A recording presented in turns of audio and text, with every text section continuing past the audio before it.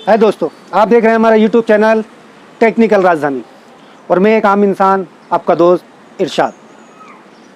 दोस्तों, कई दिनों से मेरे दिल में बात चल रही थी कि देश के लिए मेन मुद्दे क्या होने चाहिए। जैसा कि आप सब लोग जानते हैं कि देश की जीडीपी पिछले 45 सालों में सबसे निचले स्तर पर है, यानी कि -24 है। करोड़ों लोगों की नौकरियां इस लॉकडाउन की वजह से चली गई हैं, ये भी आप सब लोग जानते हैं। छोटे बड़े व्यापारी, ख़ास तौर से छोटे व्यापारी बहुत ज़्यादा परेशान हैं। हर व्यापारी इस उम्मीद में है कि आज नहीं तो कल काम चलेगा, लेकिन काम की कोई उम्मीद नज़र नहीं आ रही है और ना ही बेरोज़गारों को रोज़ी मिलने की कोई उम्मीद नज़र आ रही है। तो मैंने सोचा कि बहुत दिन हो गए, आज न्यूज़ देखते हैं।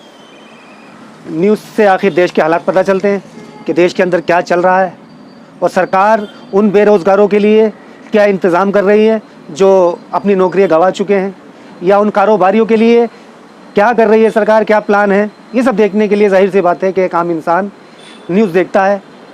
आप भी देखते होंगे और मैंने भी इसी उम्मीद में आज सुबह में न्यूज़ चैनल लगाया कि देखते हैं कि हमारी सरकार क्या कर रही है जीडीपी के लिए, देश के बेरोज़गार लोगों के लिए, जिनकी नौकरियां चली गई हैं उनके लिए, और ख़ास तौर से हमारे देश की आन बान शान किसानों के लिए।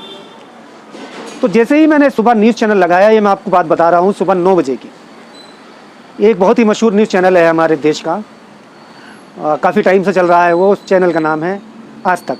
काफ़ी मशहूर चैनल है, आपने भी देखा होगा। तो मैंने इस उम्मीद से वो न्यूज़ चैनल लगाया था कि उस पर देश के मुद्दों की बात चल रही होगी और जो पत्रकार हैं वो सरकार से सवाल कर रहे होंगे और जीडीपी के बारे में और मज़दूरों के बारे में और छोटे व्यापारियों के बारे में या किसानों के बारे में बात चल रही होगी। इस उम्मीद पर मैंने न्यूज़ चैनल लगाया। जैसे ही मैंने न्यूज़ चैनल लगाया तो उस पर कोई किसान का मुद्दा या बेरोज़गारी का मुद्दा या जीडीपी का मुद्दा नहीं चल रहा था। आपको ये बात जानकर हैरान होगी कि इतने अहम मुद्दों को छोड़कर उस पर कुछ और ही चल रहा था। उस पर क्या चल रहा था कि बॉलीवुड के अंदर कौन ड्रग्स लेता है, आज दीपिका की पेशी होनी है, उससे पूछताछ होनी है, आज फला की पेशी होनी है, आज फला की पेशी होनी है। खैर, मेरा दिमाग ख़राब हुआ और मैंने चैनल चेंज किया। मैंने क्या, आप देखते रहिए आज हो जाए जब तक। मैंने दूसरा चैनल लगाया जिस चैनल का नाम था एबीपी न्यूज़। मैं पहले बहुत देखता था वो न्यूज़ चैनल, मेरा फेवरेट चैनल था, इस उम्मीद में कि शायद उस पर देश के मुद्दों की बात हो रही होगी, बेरोज़गारी की बात हो रही होगी, जीडीपी की बात हो रही होगी। लेकिन उसके ऊपर भी इस तरह की कोई बात नहीं थी। उस पर क्या बात हो रही थी आप सुनिए। उस पर बात हो रही थी सुशांत सिंह राजपूत की। जैसा कि आप जानते हैं कि लगभग 3 महीने पहले उन्होंने आत्महत्या कर लिए। उनके पिताजी ने, रिया चक्रवर्ती नाम की एक हीरोइन है, उसके ऊपर केस दर्ज किया था जिसकी जांच चल रही है। लेकिन वो केस दर्ज हुए हुए लगभग 1 महीना हो गया। सीबीआई को जांच का हुक्म दिया गया सुप्रीम कोर्ट के द्वारा और वो जांच में लगी हुई है। लेकिन हमारे न्यूज़ चैनल बजाय इस बात के कि जीडीपी देश की क्यों गिरी, छोटा व्यापारी परेशान है, किसान रोडों पर आ रहे हैं, नहीं, वो खुद ही जज बनकर ये फैसला देने में लगे हुए थे कि रिया ने ही सुशांत को मारा है, रिया ने ही ऐसा करा है, रिया ने उसके 15 करोड़ रुपए लिए हैं और रिया ने उसके साथ ऐसा किया है, काला जादू किया है। मुझे लगा कि मैं शायद कोई न्यूज़ चैनल नहीं, कोई सीरियल देख रहा हूँ, क्योंकि उसके अंदर काला जादू और इस टाइप की बातें थी जो अक्सर हमें फिल्मों में या सीरियलों में देखने को मिलती हैं। खैर, मैंने चैनल चेंज किया, मैं इस उम्मीद में कि शायद कोई तो देश का ऐसा चैनल होगा जो देश के असली मुद्दों के ऊपर बात करेगा। इसी कश्मकश में मैंने चैनल चेंज किया और मेरे सामने एक चैनल आया, रिपब्लिक टीवी।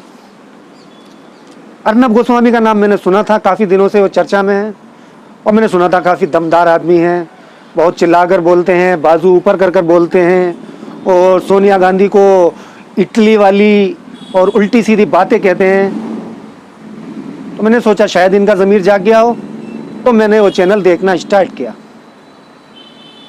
लेकिन अर्नब गोस्वामी ने तो उन सब चैनलों को भी फेल कर रखा था जो मैंने इससे पहले आपको बताए थे, वो सब चैनल भी फेल थे। अर्नब गोस्वामी के चैनल पे भी सिर्फ यही बात थी, रिया ने सुशांत को मारा है और कंगना झांसी की रानी है। जी हाँ, कंगना झांसी की रानी है। मैं बड़ा हैरान हुआ, क्या कंगना झांसी की रानी है?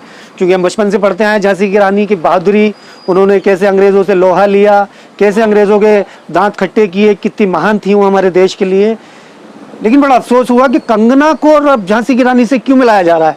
कंगना ने आखिर ऐसा क्या किया कि उन्हें झांसी की रानी से मिलाया जा रहा है?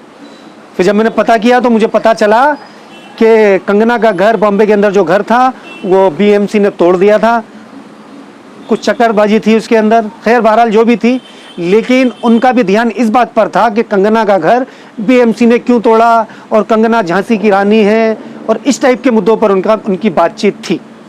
मैं बड़ा हैरान हुआ, उनके देश में क्या चल रहा है जहाँ पर जीडीपी -24 हो और जहाँ पर करोड़ों लोग बेरोजगार हों, जहाँ पर छोटे लोग परेशान हो, देश खतरे में हो।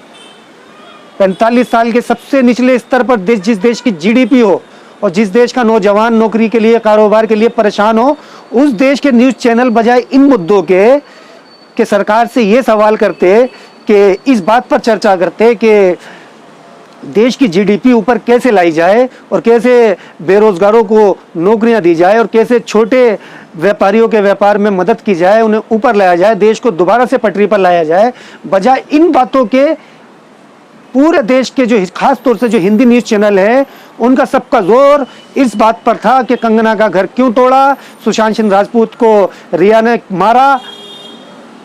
बताइए, मुझे बड़ा अफसोस हुआ कि क्या कर रहे हैं हमारे देश के न्यूज़ चैनल। इंसान सुबह में न्यूज़ चैनल खोलता है इस उम्मीद से कि देश के असल मुद्दों पर बात होगी, सरकार से सवाल पूछे जाएंगे, हमारे लिए कुछ अच्छा होगा, मीडिया कर्मी कुछ हमारे लिए अच्छा करेंगे, सरकार से सवाल पूछेंगे। लेकिन मीडिया कर्मी बजाय इनके उन मुद्दों को, हम जानते हैं कि वो मुद्दे भी अहम हैं, बीएमसी ने कंगना का घर तोड़ा या नहीं तोड़ा, क्यों तोड़ा, वो बीएमसी का और कंगना का मामला है। ठीक है, आपने एक बार न्यूज़ चैनल पे दिखा दिया, बात खत्म हो गई। आपको जज बनने की जरूरत नहीं है, वो कोर्ट तय करेगा कि उसका घर गलत तोड़ा या सही तोड़ा। और हाँ, कंगना को झांसी की रानी से मिलाने की गलती ना करें। कंगना जैसी औरतें झांसी की रानी के पैरों की धूल भी नहीं है। आप क्या सोचकर कंगना को झांसी की रानी से मिला सकते हैं? इसलिए क्योंकि उसने एक फिल्म बना दी झांसी की रानी पर, एक्टिंग कर दी। एक्टिंग करने से कोई झांसी की रानी हो जाता है क्या? और आप कैसे ये बात कह सकते हैं कि रिया ने सुशांत को मारा है? ये काम आपका नहीं है। जब केस सीबीआई को सौंप दिया गया है, सीबीआई अपना काम कर रही है, पुलिस अपना काम कर रही है, कोर्ट अपना काम कर रही है, तो आप कौन होते हैं फैसला सुनाने वाले? कुछ काम तो देश की सरकार, देश की सुप्रीम कोर्टों के लिए, हाई कोर्टों के लिए छोड़िए। आपका काम है न्यूज़ चैनल पर बैठकर लोगों को सच्चाई दिखाना, आप वो काम कीजिए। आप क्यों जज बन रहे हैं? क्यों किसी को झांसी की रानी और किसी को कातिल और किसी को कुछ बना रहे हैं? देश के मुद्दों पर बात कीजिए। आपके प्रोग्राम का नाम इतना अच्छा है, पूछता है भारत। भारत क्या पूछता है? भारत ये पूछता है कि कंगना का घर क्यों तोड़ा। भारत ये पूछता है कि जो है सुशांत, अगर ये बात साबित हो जाएगी कि रिया ने सुशांत को मारा है तो करोड़ों लोगों को नौकरियां मिल जाएंगी, या कंगना का घर अगर नहीं तोड़ा होता तो उससे देश की जीडीपी ऊपर आ जाती। भारत ये नहीं पूछता। भारत ये पूछता है कि जो लोग बेरोजगार हो गए हैं जो छोटे व्यापारी बर्बाद हो चुके हैं देश के अंदर लॉकडाउन की वजह से, उनका व्यापार दोबारा से कैसे शुरू हो, कैसे उनका व्यापार पटरी पे आए, ये पूछता है भारत। ये नहीं पूछता भारत। ठीक है, वो भी अहम मुद्दे हैं, लेकिन उन मुद्दों को आप दूसरे लोगों के लिए छोड़िए, सीबीआई के लिए छोड़िए, पुलिस के लिए छोड़िए। जो आपका काम है आप वो कीजिए, ना कि आप जज बनकर फैसला दीजिए और सारा दिन टीवी पर बैठकर अस्तीने ऊपर चढ़ाकर, बदमाशी दिखाकर, तू तड़ाक से लोगों को बात कर। और देखिए हमारे देश की देखिए आप बदनसीबी आप किसे कह सकते हैं? क्या बदनसीबी? मुझे पता चला कि कंगना रनावत को भारतीय सरकार Z+ सिक्योरिटी प्रदान करती है। Z+ सिक्योरिटी, जानते हैं Z+ सिक्योरिटी कितनी बड़ी अहम चीज है? देश के अंदर कुल 15 लोगों को, यानी कि 140 करोड़ की आबादी के अंदर कुल 15 लोगों को Z+ सिक्योरिटी दी जाती है, जिसमें से एक कंगना रनावत है। जिस देश के अंदर पूर्व प्रधानमंत्री राजीव गांधी की पत्नी और उनके परिवार के कितने लोग प्रधानमंत्री हुए जो इस देश के लिए शहीद हो गए, जैसे कि इंदिरा गांधी जी, राजीव गांधी जी, उन लोगों का हक था इस सिक्योरिटी के ऊपर, लेकिन ये सरकार राजनीति के चक्कर में उनकी सिक्योरिटी हटा देती है। किसकी सिक्योरिटी हटा देती है?